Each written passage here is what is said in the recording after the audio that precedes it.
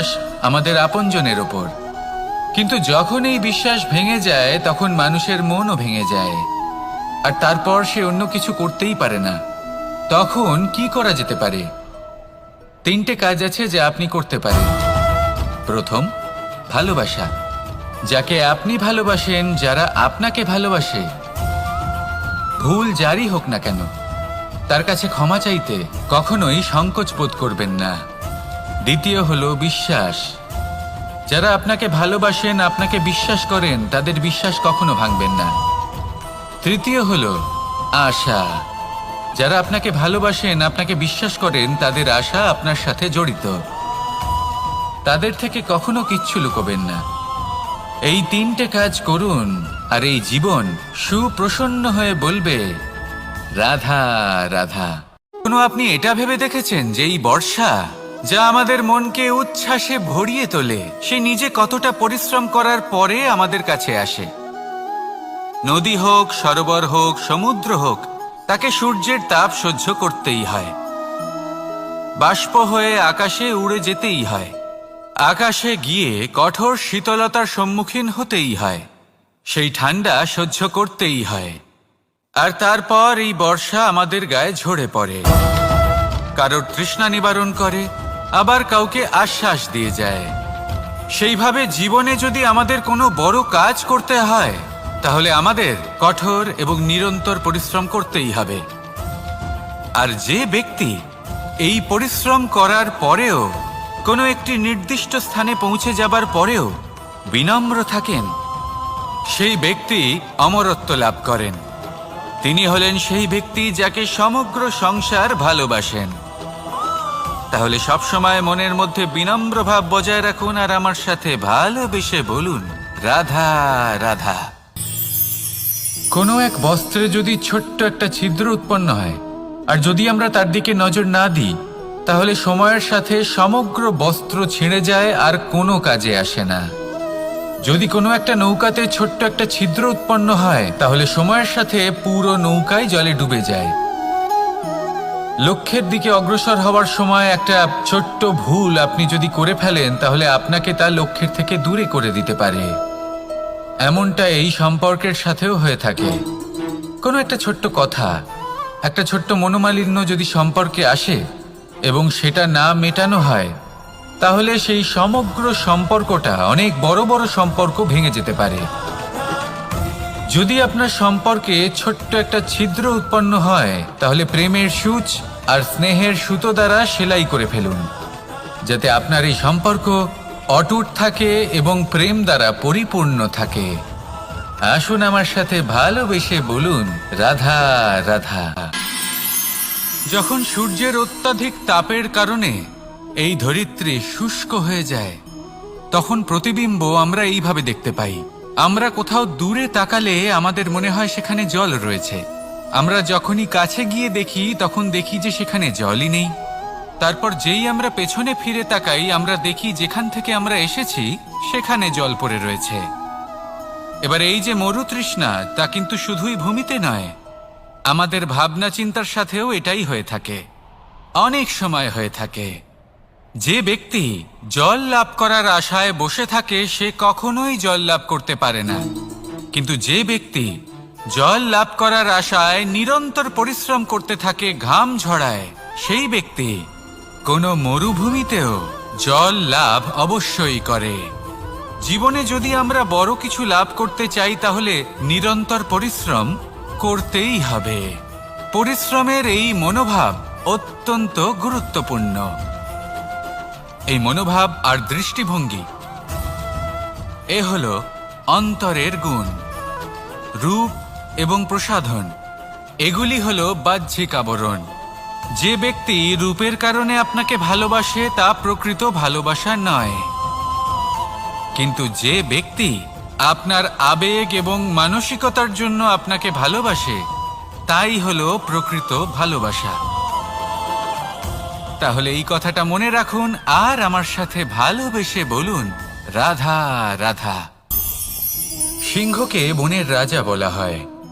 অত্যন্ত শক্তিশালী হয় সে, তার পরিবারও খুব বড় হয়।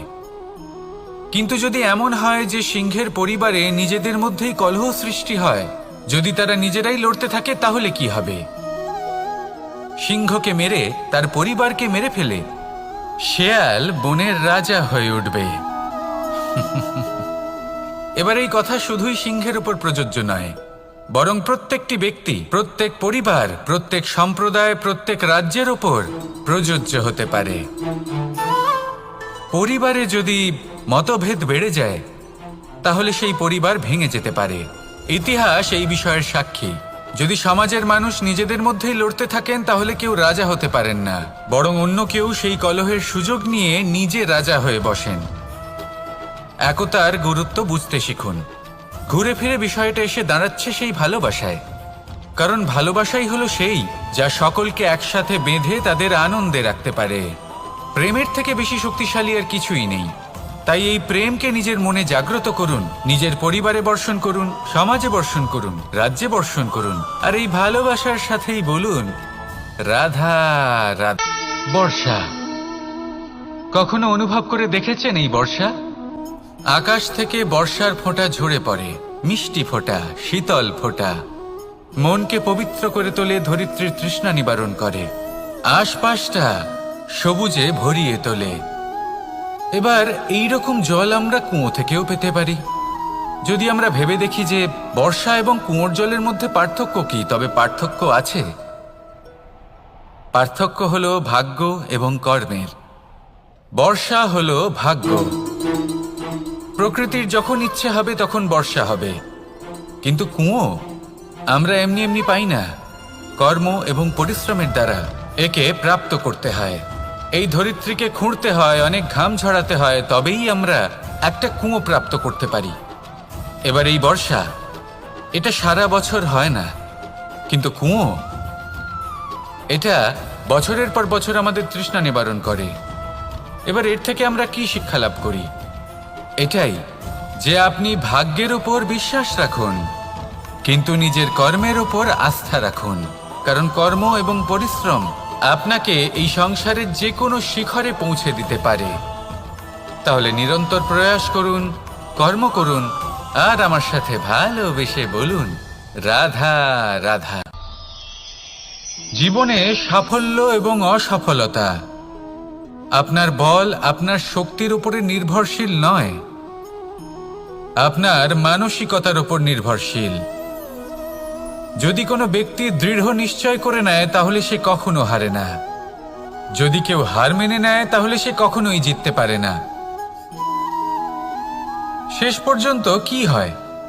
এই ভাবনাই সত্য হয়ে সামনে চলে আসে, আর এই ভাবনাই পরবর্তীকালে ইতিহাস রচনা করে। সেই জন্য আপনি যদি চান আপনার নাম ইতিহাসে থাকুক, তাহলে দৃঢ় হতে শিখুন। ইতিবাচক ভাবনার সাথে, পরিশ্রমের সাথে এগিয়ে চলতে থাকুন। প্রতিস্পর্ধা গ্রহণ করুন, আর শুধুই এগিয়ে যেতে থাকুন।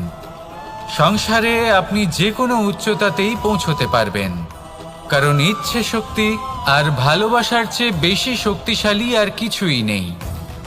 তাহলে আসুন আর আমার সাথে ভালোবেসে বলুন রাধা রাধা। আজ আমি আপনাকে একটা ছোট্ট কাহিনী শোনাবো।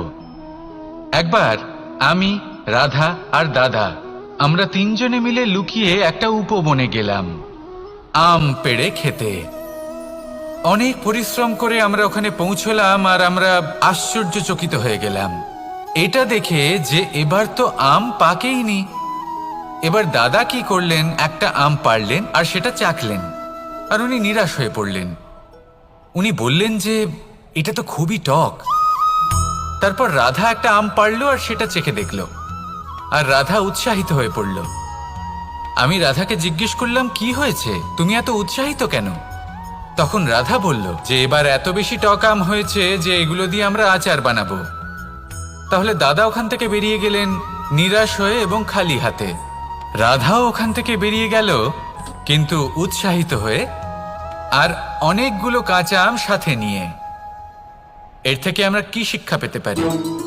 যে প্রত্যেকটা স্থানে এমন কিছু রয়েছে যেখান থেকে আমরা কিছু একটা শিক্ষা লাভ করতে পারি, যা আমাদেরকে বিকাশের পথে নিয়ে যেতে পারে। এই শিক্ষা প্রত্যেক স্থানে আছে। সবকিছু আমাদের দৃষ্টিভঙ্গির উপর নির্ভর করছে। যখনই আমাদের জীবনে আমাদের সম্পর্কে কোনো সমস্যা, কোনো বিপদ আসে, তখন বেশিরভাগ মানুষ সেই বিষয় নিয়ে দুঃখী হয়ে পড়েন।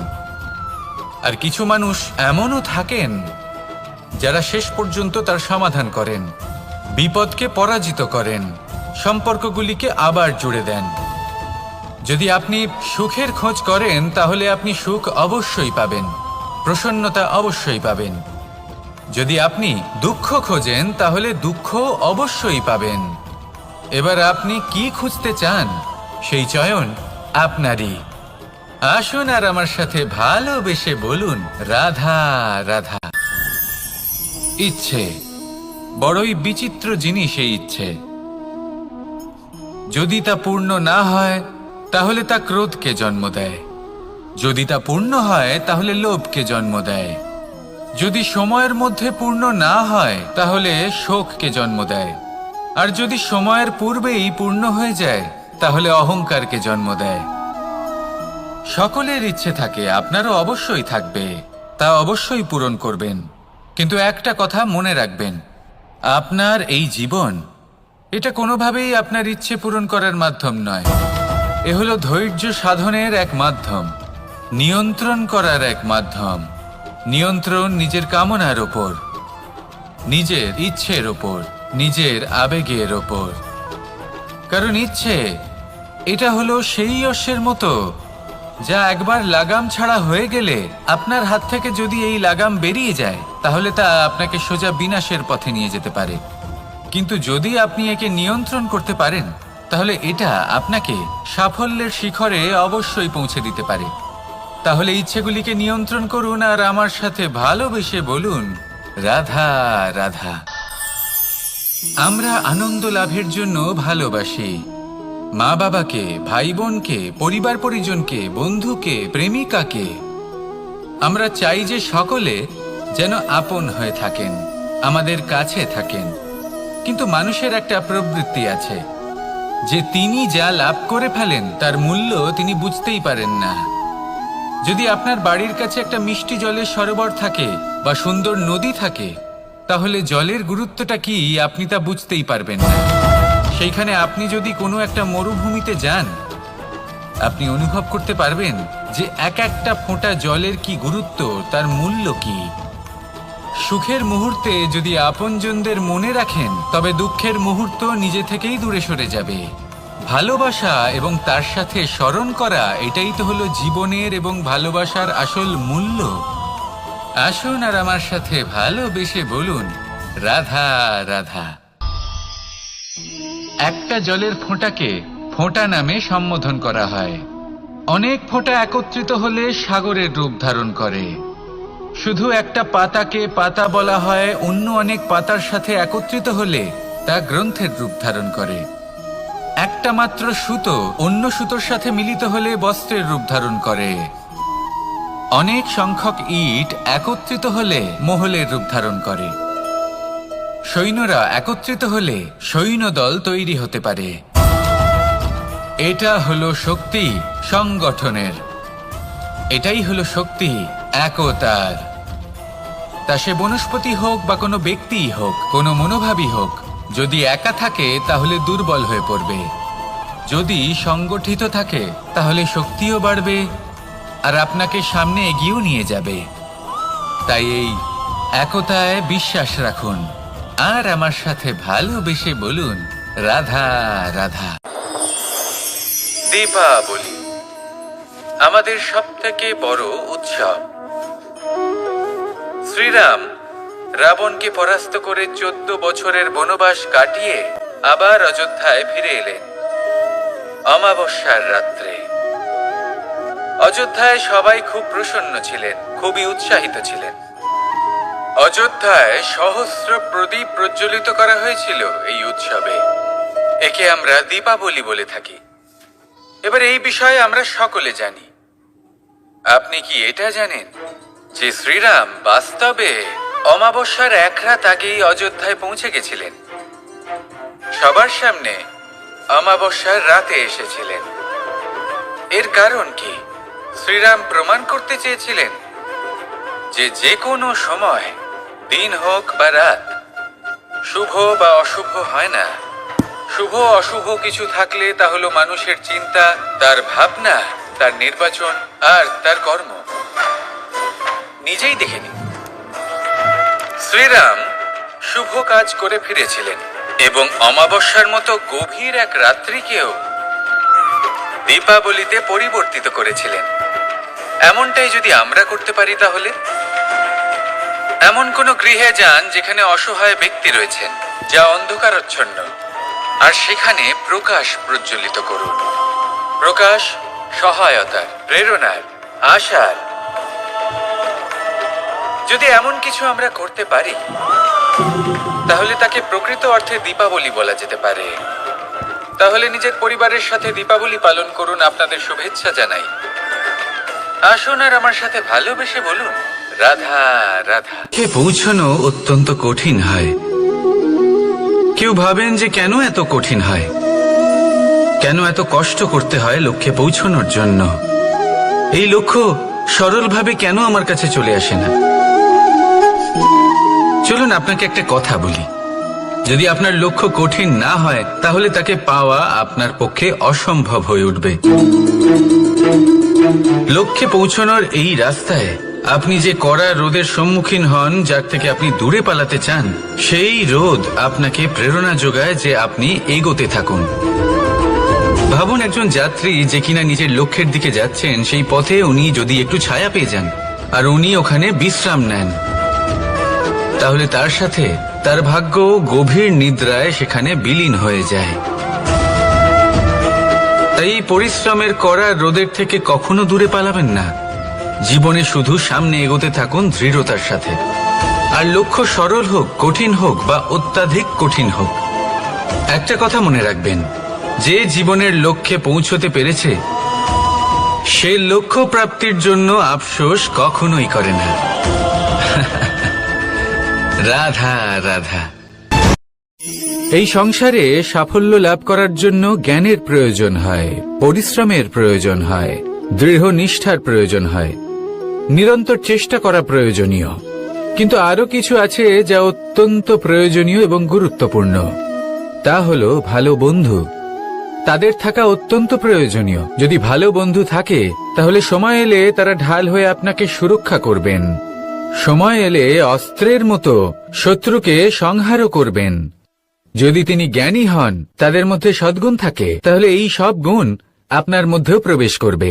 তাহলে সাফল্যের জন্য ভালো বন্ধু পাওয়া অত্যন্ত প্রয়োজনীয়। কিন্তু শুধু বন্ধু কেন, ভালো শত্রুও থাকা প্রয়োজনীয়। এবার আপনি ভাববেন, এ আমি কি বললাম? যদি আপনার জীবনেও ভালো অর্থাৎ শক্তিশালী শত্রু থাকে, তাহলে আপনিও শক্তিশালী হতে থাকবেন। এই শত্রু আপনাকে প্রেরিত করবে আরো বেশি শক্তিশালী হয়ে ওঠার। কখনো কোনো হরিণকে দেখুন, তীব্র গতিতে দৌড়তে থাকে। কেন তীব্র গতিতে দৌড়য়? এই কারণে নয় যে কোথাও তার জন্য মধুর ঘাস অপেক্ষা করে রয়েছে, না। সে এই কারণে তীব্র গতিতে দৌড়য় কারণ সেটা না করলে তার পেছনে একটি সিংহ আছে যে ওকে নিজের ভোজন করে ফেলবে। তাই জীবনে বিপদ, সংকট, এই সবকিছুও হলো অত্যন্ত গুরুত্বপূর্ণ। তার সম্মুখীন হতে শিখুন আর আমার সাথে ভালোবেসে বলুন, রাধা রাধা। ধৈর্য। এই ধৈর্য কি কোনো গুণ, কোনো অনুভূতি, কোনো দৃষ্টিভঙ্গি? আমার জন্য ধৈর্য এক বাহন। আপনি হয়তো ভাবছেন, এ কেমন বাহন? বাহন তো ঘোড়া হতে পারে, হাতি হতে পারে, উটও হতে পারে, কিন্তু ধৈর্যকে বাহন বানানো মানে? চলুন আপনাকে একটা কথা বোঝাই। পৃথিবীতে এমন কোনো বাহন নেই যে তার আরোহীকে আছড়ে ফেলেনি। সেটা উট হোক বা হাতি হোক বা ঘোড়া হোক, চলতে চলতে কখনো নড়বড় করেই বসে। তারপর সেই আরোহী পড়ে কারোর পায়, তারপর পড়ে তার নিজের নজরে। কিন্তু ধৈর্যরূপী বাহন কখনো কাউকে ফেলে না, কখনো না। না সেই আরোহী কারোর পায়ে পড়ে আর না তো নিজের নজরে। কারণ ধৈর্য ধৈর্য আপনাকে বিবেক প্রদান করে, বিবেক আপনাকে পরিকল্পনায় সাহায্য করে, আর পরিকল্পনা প্রদান করে আপনাকে শক্তি আপনার লক্ষ্যের দিকে অগ্রসর হওয়ার। বুঝলেন? ধৈর্যকে সঙ্গে রাখুন, নিজেকে আরো ধৈর্যশীল করে তুলুন। এই ধৈর্যের সাহায্যে আরোহণ করে দেখুন কিভাবে এই বাহন আপনাকে আপনার গন্তব্যে পৌঁছে দেবে। রাধা রাধা। সংসারে এমন একটা ভ্রান্ত ধারণা রয়েছে যে সবকিছু ভাগ্যের দ্বারা পাওয়া যায়, কিন্তু ভাগ্য, প্রারব্ধ এ তো সকলের জন্যই সমান হয়। এটা তো ব্যক্তির উপরে নির্ভরশীল হয়, তার আকাঙ্ক্ষার উপরে নির্ভরশীল হয়, বাসনার উপরে নির্ভরশীল হয়, স্বভাবের উপরে নির্ভরশীল হয় যে উনি সেটা নিয়ে কি করেন। দেখুন, এই প্রসাদ কিন্তু সকলকেই দেওয়া হয়, কিন্তু তা গ্রহণ করবেন কিভাবে সেটা ব্যক্তির উপরে নির্ভর করে। আপনাকে এক উদাহরণ দিই। যেমন ধরুন, দুজন মানুষকে আমি একটা করে মাটির ডেলা দিলাম, সেটা নিয়ে তারা কি করবেন? একজন মানুষ তার ছোট ছোট ডেলা বানাবেন আর পথযাত্রীদের ওপরে ছুঁড়ে মারবেন, হাসি ঠাট্টা করবেন, তাদের বস্ত্র নোংরা করে দেবেন, সেটাতেই উনি আনন্দ পাবেন। অন্যদিকে দ্বিতীয় ব্যক্তি সেই মাটির ডেলা দিয়েই নিজের জন্য একটা কুঁড়ে ঘর বানাবেন। সেই কুঁড়ে ঘর যা রোদেতে, বৃষ্টিতে, ঝড়ে তাকে সুরক্ষিত রাখবে। অনুভূতি, এই অনুভূতি বদলাতে শিখুন। এই অনুভূতি অত্যন্ত গুরুত্বপূর্ণ। ভালোবাসাতেও এই অনুভূতি হলো অত্যন্ত গুরুত্বপূর্ণ। ভালোবাসা সে